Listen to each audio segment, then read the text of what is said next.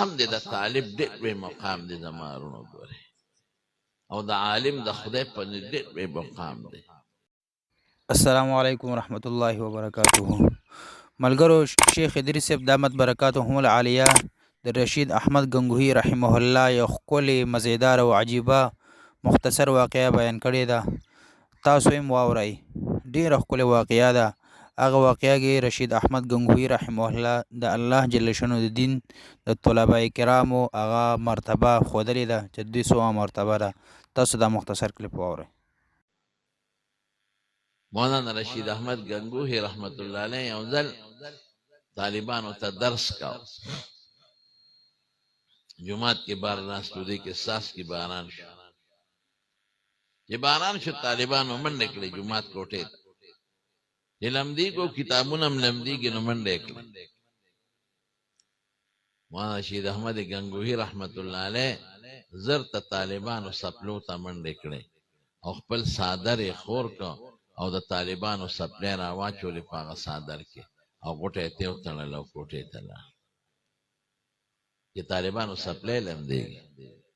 چې کوټې ته لاړ او صادر یې کولاو که او طالبانو کتل چې زمونږ شیخ صاحب خو زمونږ سپلې مونږ پسې راوړی نو طالبانو په چغو په سلګو په جاړه شوي حضرت دا دې څه وکړل. دا خو غټه بېادبي زمونږ وشوه.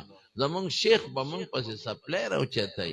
زمونږ شیخ په خپل قیمتي صادر کې زمونږ سپلی واچوله او زمونږ حضرت شیخ بیا زمونږ سپلو له غوټه ورکړه نو په خپله مبارکه اوږې کې ایښود او مونږ پسې یې راوړه. دا څه غلطي وشوه.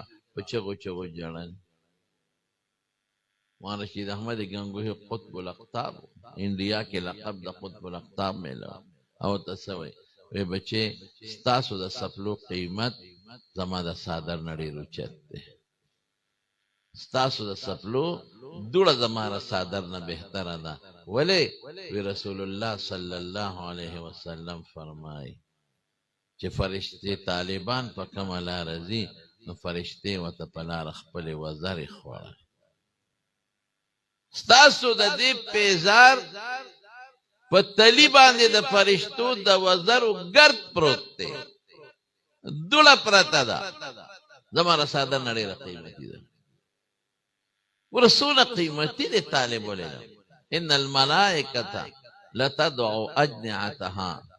الله په فرشتې طالب العلم ته لاندې وزرې غوړی رضا لطالب العلم. د دوی نه خوشحاله دي